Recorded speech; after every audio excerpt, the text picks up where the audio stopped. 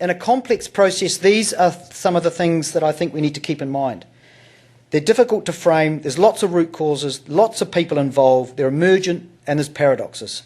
So the response is what we learn to need to do is we need to have good enough framing, we need to do cross-boundary work, we need flatter structures that are highly collaborative, we need to do adaptive learning as we're doing it, we need to customise responses, and where there's paradoxes, we just need to cope and be transparent about what's happening.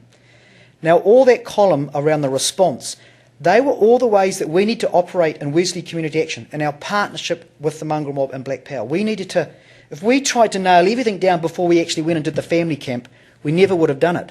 I had the regional police commander ring me up the week beforehand and says, there's going to be a drive-by shooting there, you're having a gang convention, don't do it. I had the police ring the campsite and tell the campsite, you're hosting a gang convention. I had the police ring the schools who had booked at that campsite on either weeks that we were there, encouraging the schools not to go. I had all this sort of stuff unravelling and all that sort of stuff. And if we tried to nail it like a sort of absolutely mechanical, detailed process, we never would have flipping happened. So there comes a point you've got to step out in faith, step out and work it out as much as you can. That's not saying you don't do your risk analysis, but there's a different mindset required. How would you do that to legitimise two gangs that have wreaked havoc in our society, who have raped women, beaten people, and they want to do it their way, and they must have wanted something from you to allow you to get involved with them? I think that's a very good question, and there's only one reason why I did that, because we had a relationship with a group of people that actually wanted the exact opposite. That didn't, everything that you talked about, they were seeking a different future. And, people will debate the authenticness of that. All I can speak of from my experiences is that people within that community and leadership were absolutely committed to a positive pathway. And I'm seeing evidence of change within that. I really don't want to debate the issue with you. I'm just making a Aye, comment. but With 25 years behind me, where I have seen what they have done, and their wives who have to go into the jails to take them what they want, and the families on the outside are still starving. Now, didn't happen 5 years ago. It is happening as we speak. I don't deny that at all. And first of all, they wouldn't deny the history of that reality that you're sharing about, and I certainly don't deny that that's not happening at the moment. Those incredibly negative patterns and all that sort of stuff, I acknowledge.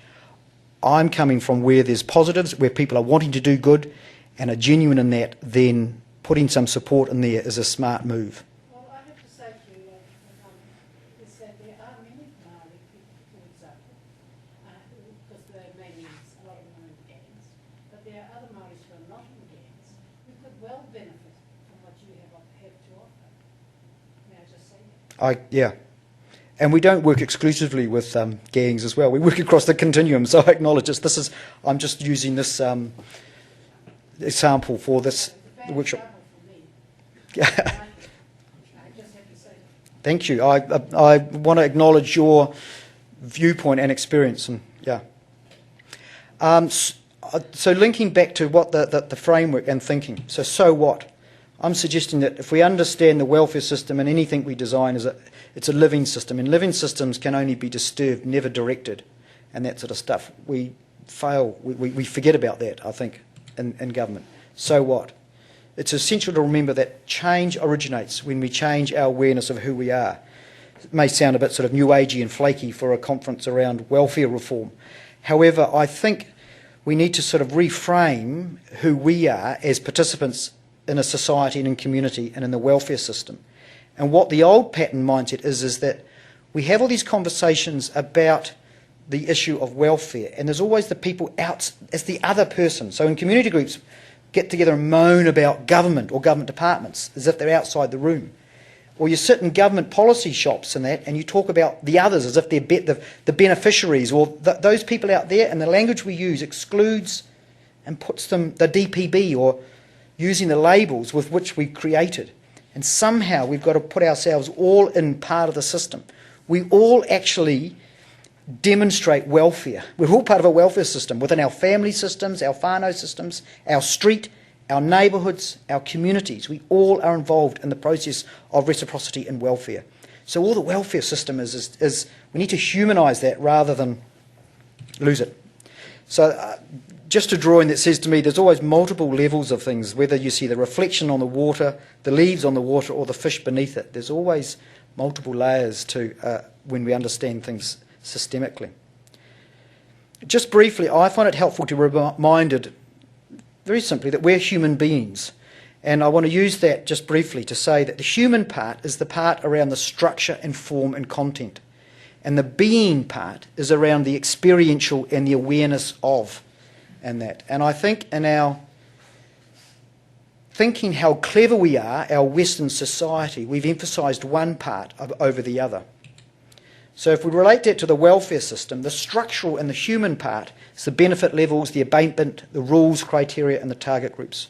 And I'm sure the working group will do a lot of detailed analysis on those structural aspects of the welfare system, and they are important. My experience is that we also need to hold with that comes with the being aspect of our human being. And that is around relationships between people. That is around values, respect, culture, tikanga, spirit, wairua, being open to new possibilities. And those are what I heard Leslie talking about in Great Possibilities. That Great Possibilities, by its very name, holds, as well as it's got the research and the evidence and the structure around the hippie program, it has a way of being with people that just holds open space for possibility, new possibility that people can step into and invites people into that space. And that, I think, is a really important thing we mustn't lose sight of in thinking about a welfare system.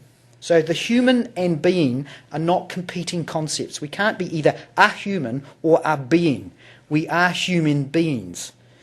And the people we work with value their full experience of being human beings affirmed. And therefore, the system, the welfare system we design, we deliver, needs to embrace the being and the human aspect of how we function. And lastly, a warning that when we don't do this and we continue to design systems that are mostly just focused on structure, form and content, that these systems, I would say, are highly dangerous. They're toxic. And actually agencies like ours deal with that toxicity.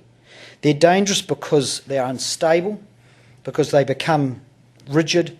They're unsustainable because there's never enough. Every community hui I've been to around welfare and all that sort of stuff, the common theme will be, we're not got enough resources for this, we haven't got enough money for that, there's not enough social workers and all that sort of stuff. I think we've somehow created a system where that's inevitable, and they're inefficient because they consume lots of energy maintaining their form. Now, one of the insights, and this is not unique to what I'd call the gang communities, is you can make all the rules and that you want, but they go and create their own systems. So if you take this example of a human organic system, they self-organise. So therefore, you can create a policy and all that, but if it somehow isn't authentic or isn't real for people, then they will just create another whole system to get around that policy and that system. So then the response of the bureaucracy is to police that more. So then you put more resources into follow up and policing it. And so in the end, it becomes an inefficient system. So I suggest something deep and meaningful that I find a helpful quote. Thus the task is not so much to see what no one yet has seen, but to think what no one has yet thought about that which everyone sees. Thank you.